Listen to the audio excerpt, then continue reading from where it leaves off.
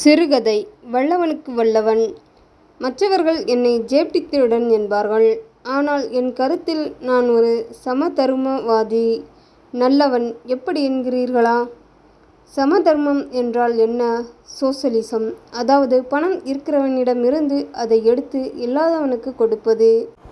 நான் பணம் இல்லாத போது இருக்கிறவனிடம் இருந்து எடுத்துக்கொள்வேன். எடுப்பதை பிறர் அறியாமல் எடுப்பேன். அவ்வளவுதான். எடுப்பதோடு மட்டுமா?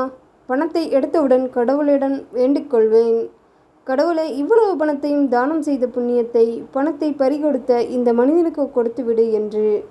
ஆக தன்னை அறியாமலே தர்மம் செய்த புண்ணியம் அவருக்கு கிட்டிவிடுகிறது. எப்படி? நான் நல்லவன் தானே? நான் கருமி அல்ல. சேர்த்து வைக்கும் பேராசையும் எனக்கு இல்லை. அவ்வப்போது கிடைப்பதை உடனடியே பிரியாணி, பட்டை என்று அங்கங்கே கொடுத்தும் விடுவேன். என்னை பற்றிய விவரம் இதோடு போதும் என்று நினைக்கிறேன். மேலும் சொல்லாமல் தான். ஆனால் தற்பெருமை பேசுவது எனக்கு பிடிக்காது. நான் அவ்வளவு அடக்கமானவன். இப்படித்தான் அன்று ஒரு நாள் டாக்ஸி நிற்கும் இடத்தில் சுற்றி கொண்டு இருந்தேன். நான் பஸ்ஸில் பயணம் செய்வது இல்லை. பஸ்ஸில் போகிறவர்கள் எல்லோரும் அநேகமாக நம்மை போன்றவர்கள்தான். 2 ரூபாய் பிச்சை காசு கூட பஸ்ஸில் இருக்காது. அதற்கு போய் லபோ லபோ என்று அடித்துக்கொண்டு ஊரை கூட்டி விடுவார்கள். என் தலை தப்புவது பெரும் பாடாகிவிடும். 2 தடவை கிட்டத்தட்ட மாட்டிக்கொள்கிற நிலை கூட வந்துவிட்டது. அதிலிருந்து பஸ்ஸை விட்டுவிட்டேன். டாக்ஸி இடத்துக்கு மீண்டும் வருவோம். அங்கு சுற்றி கொண்டே இருந்தேனா? சுமார் 50 இருந்து 60 வரை வயதைத்தான் சொல்கிறேன். மதிக்கத்தக்க ஒரு பெரியவர் டாக்ஸிக்காக காத்து கொண்டு இருந்தார். சற்று பழைய நாகரிகத்தில் ஜிப்பாவும் வெட்டியும் அணிந்திருந்தார். இதெல்லாம் முக்கியமல்ல. அவருடைய ஜிப்பா பையில் இருந்து ஒரு தடித்த மணி பர்ஸ். என்னை பார், என் அழகை பார் என்று தலையை மட்டும் எனக்கு காட்டிக்கொண்டு இருந்தது. எவ்வளவு உருண்டு திரண்ட பர்ஸ்! என் உள்ளங்கையில் அரிப்பு எடுத்தது. அவ்வளவுதான். சற்று கண்மறைவாக போனேன். தலை போகிற வேகத்தில் அவருக்கு எதிராக அவசரமாக வந்தேன். வந்த வேகத்தில் தெரியாமல் அவர் மீது மோதிக்கொண்டேன். கிழவர் பாவம், தொப்பன கீழே விழுந்து விட்டார். ஐயோ பாவம் என்று அவரை பிடித்து தூக்கி நிறுத்தினேன். அவரிடம் மன்னிப்பும் கேட்டேன். தெய்வத்தின் உதவி போல அந்த நேரத்தில் ஒரு கால் டாக்ஸி வந்தது. அதில் அவசரமாக ஏறி போய்விட்டேன். இந்த கலவரத்தில் எப்படியோ அவருடைய பர்ஸ் கைமாறிவிட்டது. கை அல்ல, இடம்.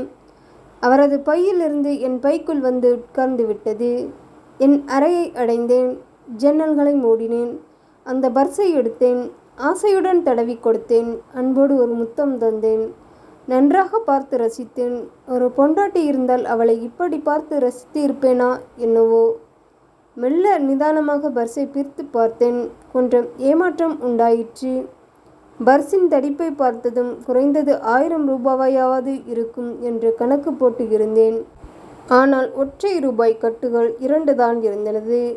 பரவாயில்லை, எப்படியோ 200ஆவது தேறியதே. 10 நாள் ஓடும். பர்ஸை தீயிட்டு எரித்து விட வேண்டியதுதான் என்று எழுந்தேன். பர்ஸில் இருந்து ஏதோ கீழே விழுந்தது. குனிந்து கையில் எடுத்தேன்.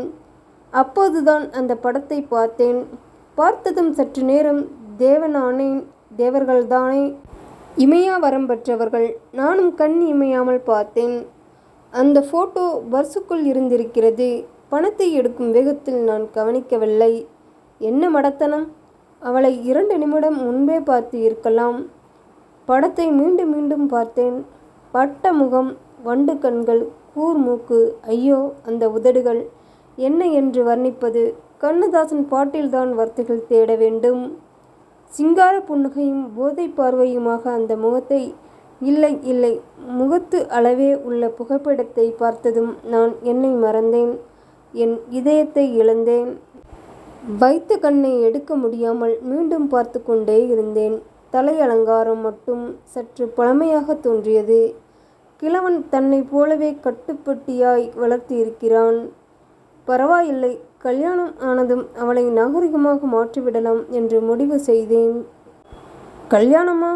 அது ஒரு கால்கட்டு என்று இருந்தவன் நான். இப்போது வினாடிக்குள் மாறிவிட்டேன். என்ன ஆச்சரியம்! ஆனால் அந்த முகத்தை பார்த்தால் சந்நியாசி கூட குடும்பம் நடத்த வந்து விடுவான். அப்படி ஓர் அழகு! பக்கென்று ஒரு சந்தேகம் வந்தது. ஒருவேளை அது பழைய படமோ? கிழவர் தன் பொண்டாட்டியின் சின்ன வயது படத்தை பைக்குள் வைத்து கொண்டு திரிகிறாரோ? படமோ புதிதாக இருந்தது. பின்பக்கம் திருப்பி பார்த்தேன். 1 மாதத்துக்கு முந்தைய தேதி இருந்தது. ஒரு மூலையில் குமாரி நளினா, டாக்டர் மகள் ஆஃப் நல்லசிவம் என்று எழுதியிருந்தது. கூடவே முகவரியும் காணப்பட்டது. அவள் குமாரிதான். அப்பாடா என்று எனக்கு உயிர் மீண்டும் வந்தது. அவளை நேரில் பார்க்க வேண்டும், பழக வேண்டும் என்று என் மனம் துடித்தது.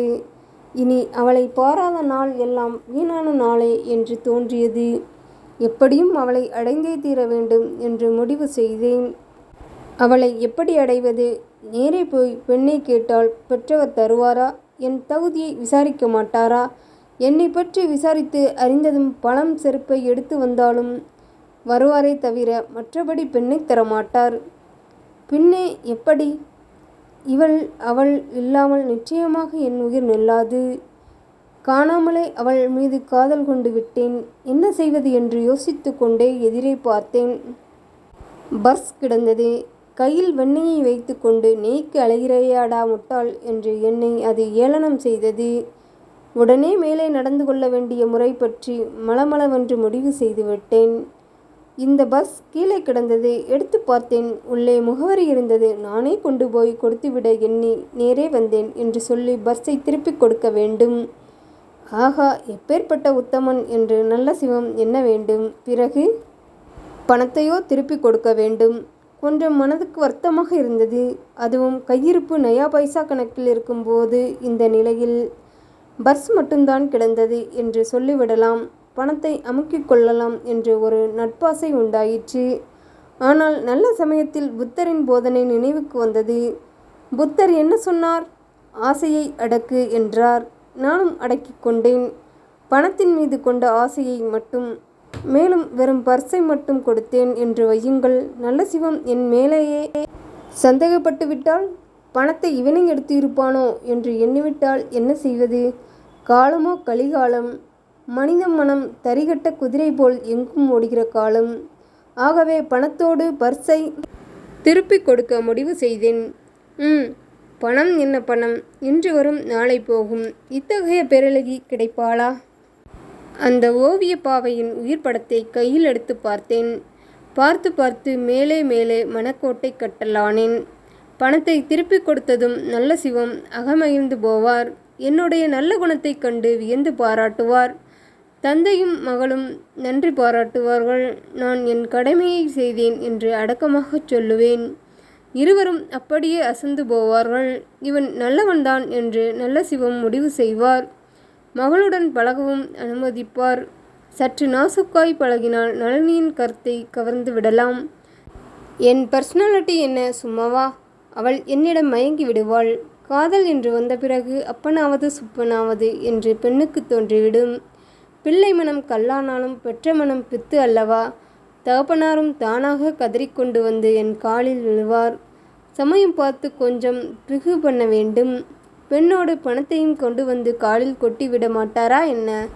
பிறகு என்ன? பெண்ணும் கிடைப்பால், பணமும் கிடைக்கும். ஆகா ஆகா, எவ்வளவு புத்திசாலித்தனமான திட்டம் போடுகிறேன். முதலில் இரவில் அந்த கொள்ளை அழகை அருகில் கண்டதும் எனக்கு எப்படி இருக்கும்? சொக்கி போய் அப்படியே மயங்கி விழுந்து விடுவேன் அவள் மடியில். நினைவிலேயே தலை சுற்றியது. போதும் கற்பனை என்று பர்ஸை எடுத்துக்கொண்டு கிளம்பினேன். கையில் முகவரி இருந்தது. எனவே வீட்டை கண்டுபிடிப்பது கடினமாக இல்லை. நான் போனபோது நல்லசிவம் நிம்மதியாக வெற்றிலை போட்டுக்கொண்டு யாருடனோ பேசிக்கொண்டு இருந்தார். பர்ஸ் போன கவலை அவருக்கு இல்லவே இல்லை. என்னை நானே அவரிடம் அறிமுகப்படுத்தி கொண்டேன். முன்பே மனதில் திட்டம் போட்டபடி பேசினேன். பேற்றின் இடையே அடிக்கொரு முறை என் கண் வீட்டினுள் சென்றது. ஆனால் நளினியை காணோம். இந்த நல்லசிவம் என்ன மனிதரோ அவருக்கு என் திட்டப்படி நடந்து கொள்ள தெரியவில்லை. 200 ரூபாய் பணத்தை வில்லாமல் விரியாமல் திருப்பி கொடுத்து இருக்கிறேன். மனிதருக்கு மரியாதை தான் தெரியவில்லை என்று வைத்துக்கொள்வோம். நன்றி கூடவா இருக்கக்கூடாது? பெரிய கவர்னர் போல் தலையை அசைத்து, பணம் சரியாக இருக்கிறது, நீ போகலாம் என்றாரே பார்க்கலாம். எனக்கு வந்த ஆத்திரத்தில் நெற்றிக்கண் இருந்தால் அவரை சுட்டு பொசுக்கியிருப்பேன். அடித்து நொறுக்கி விடலாமா என்று கூட இருந்தது. ஆனால் வருங்கால மாமனாராயிற்றே, அதனால் கோபத்தை அடக்கி கொண்டேன். மரியாதையாகவே பேசினேன். வந்து உங்கள் மகள் வெளியே போயிருக்கிறதோ? நல்ல சிவத்தோடு இருந்தவர் ஒரு தினுசாக விழித்தார். ஆமாம் அப்போ என்று நிறுத்திவிட்டு நல்ல சிவம் என்னை குறிப்பாக பார்த்தார். அதற்கு மேல் நிற்பது கேவலம் என்று நான் வெளியேறினேன். ஆனால் என் தங்கத்தை உள்ளங்கவர்ந்த நளினியை காணாமல் செல்லவும் என் மனம் வரவில்லை. மீண்டும் திரும்பி வந்தேன். வீட்டு வாசலில் தயங்கி நின்றேன். அப்போது, ஏண்டா சிவம், உனக்கு ஏதடா மகள்? நான் அறிய 3 தடிப்பசங்கள் தானே உண்டு. இப்போது எங்கிருந்து மகள் முளைத்தாள் என்றேன். நல்ல சிவத்தின் நண்பர் அவரை கேட்டுக்கொண்டு இருந்தது என் காதில் விழுந்தது. நான் திகைத்து நின்றேன். அந்த போட்டோவின் பின்புறம் நல்ல சிவத்தின் மகள் என்று எழுதியிருந்ததே.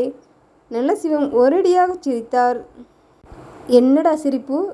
பர்ஸ் தொலைந்த போதும் அநேகமாக உடனே கிடைத்துவிடும் என்று அலட்டிக்கொள்ளாமல் இருந்தாய். அதேபோல் கிடைத்தது. இப்போது மகள் மர்மம் வேறு. எனக்கு மண்டை குழம்புகிறது என்றார் நண்பர். அவருக்கு மட்டுமா குழம்பியது? எனக்கும் தான். விவரம் தெரிந்து கொள்ள வேண்டும் என்று மறைந்து நின்று கேட்டேன். கிழட்டு சிவம் மீண்டும் ஒருமுறை சிரித்து ஓய்ந்தார். பிறகு சொன்னார், இதோ பார் நடேசா, சென்னை திருடர்கள் யமகாதகர்கள். நாம் எவ்வளவு கவனமாக இருந்தாலும் சரிதான், ஒரு நாள் நம்மை அறியாமல் பர்ஸை கோட்டை விட்டு விட நேரலாம். அப்படி ஒருவேளை பறிபோனால் அந்த கோட்டையை, அதாவது பர்ஸை திருப்பி பெற நான் ஒரு திட்டம் போட்டேன். பெண் ஆசை இல்லாதவன் உலகில் யார்? நாம் இருவரும் யோக்கியன் என்று பெயர் எடுத்தவர்கள்தான். நாமே இந்த வயதில் கூட ஒரு அழகான பெண்ணை பார்த்தால் திரும்பி பாராமல் போனது இல்லை. இப்படி இருக்க ஏற்கனவே பொன் ஆசை கொண்டு திருடியவன் பெண்ணாசையை துறந்தவனாக இருப்பானா? ஓர் அழகனாக பெண்ணிடம் 2 வார்த்தை பேசி பழக வாய்ப்பு கிடைத்தால் விடுவானா? நிச்சயம் விட மாட்டான். இந்த அடிப்படையில் என் திட்டத்தை உருவாக்கினேன். இந்த பெண்ணுடைய படத்தை தேர்ந்து எடுத்தேன். நல்ல அழகி அல்லவா? இந்த படத்தின் பின்புறம் இவள் என் மகள் என்று எழுதி என் முகவரியையும் குறித்து பர்ஸில் வைத்து கொண்டேன். பர்ஸை திருடுகிற மடையன் எப்படியும் உள்ளே இருக்கும் இந்த அழகான பெண்ணுடைய படத்தையும் பார்ப்பான். பிறகு அவளிடம் வந்து பல்லை இழுக்க ஆசைப்படுவான். எப்படியோ தன்னை யோக்கியனாக காட்டிக்கொள்ள பணத்தோடு இங்கு வருவான். பணத்தோடு வராவிட்டால் என்று குறுக்கே கேட்டது அடுத்த கிழடு.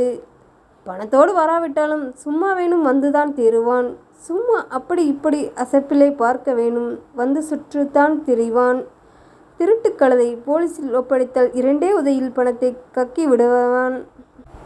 மடையன், மாடு, கழுதை, என்னென்ன பெயர்களை எனக்கு சூட்டுகிறார் கிழவர். ஆத்திரத்தையும் மிஞ்சிய திகைப்பினால் நான் செயலற்று நின்றேன். என்னமோ கொக்கு தலையில் வெண்ணெய் வைத்து பிடிப்பது போல் இருக்கிறது. நாம் கவனமாக இருந்தால் என்றார் நடேசன். யானைக்கும் அடிசருக்கும் அப்பனே, சறுக்கினாலும் சமாளித்து கொள்ள வேண்டும். அது இருக்கட்டும். ஒருவேளை இந்த பையன் மெய்யாகவே நல்லவனாக இருக்கலாம் அல்லவா? அநியாயமாய் ஒரு நல்லவனை போய் நீ நல்லவனாவது மண்ணாவது. நேற்று டாக்ஸிக்கு நிற்கும்போது எருமை மாடு போல ஒருவன் என் மேலே மோதினான் என்றேனே, அதே தடிப்பயல்தான் இவன். இவன் ஒருத்தனுக்குத்தான் என்னிடமிருந்து திருட வாய்ப்பு இருந்தது. அதோடு அவன் மொழியை பார்த்தாயா என்றார் நல்ல சிவம். பாவி மனிதர் என்னை அடையாளம் தெரிந்து கொண்டு இருக்கிறார். அதனால்தான் உட்காரக்கூட சொல்லவில்லை. அந்த மட்டும் போலீஸ் பிடித்து கொடுக்காமல் விட்டாரே, ஓடிவிடலாம் என்று நினைத்தேன். ஆனாலும் அந்த பெண் மீதுள்ள ஆசை விடவில்லை. அவளை பற்றி ஏதேனும் விவரம் கிடைக்காதா என்று ஆசையில் மீண்டும் ஒட்டு கேட்டேன். தொடர்ந்து அந்த நண்பர் கேட்டார், என்னவானாலும் சிவம், நீ ஒரு சின்ன பெண்ணின் படத்தை பர்ஸில் வைத்து கொண்டு திரிவது நன்றாயில்லை. மீண்டும் நல்ல சிவம் இறைந்து சிரித்தார். சின்ன பெண்ணா? ஹாஹாஹா, அவளுக்கு இப்போது 50 வயதாவது இருக்கும். இந்த படம் எடுத்து 30 ஆண்டு ஆகிறது. எனக்கு குப்பன உயர்த்தது. கண்ணை இருட்டி கொண்டு வந்தது. 50 வயது கிழவியையா காதலிக்கிறேன்? என்னை விட 2 மடங்கு வயது. ஆனால் படம் புதிதாக இருந்ததே. இதையே அந்த நண்பரும் கேட்டார். என்னப்பா கதை இது? படம் புத்தம் புதிதாக இருக்கிறதே. அடமடையா, நான் ஒரு ஃபோட்டோ ஸ்டூடியோ வைத்திருப்பது உனக்கு மறந்துவிட்டதா? நான் அந்த காலத்தில் எடுத்த படங்களில் இது ஒன்று. இப்போது மீண்டும் பிரிண்ட் போட்டு பர்சுக்குள் வைத்து கொண்டேன். அதற்கு மேல் என்னால் கேட்க முடியவில்லை. எல்லாம் இருளில் மூழ்கின. நான் மயங்கி விழுந்து கொண்டு இருந்தேன். ஒரு வகையில் என் கற்பனையின் முடிவும் அப்படித்தான். ஆனால் நான் மயங்கி விழுந்தது அந்த அழகி பாட்டியின் மடியில் அல்ல. என்னை விடவும் புத்திசாலியான ஒரு கிழவரின் வீட்டு கட்டாந்தரையில்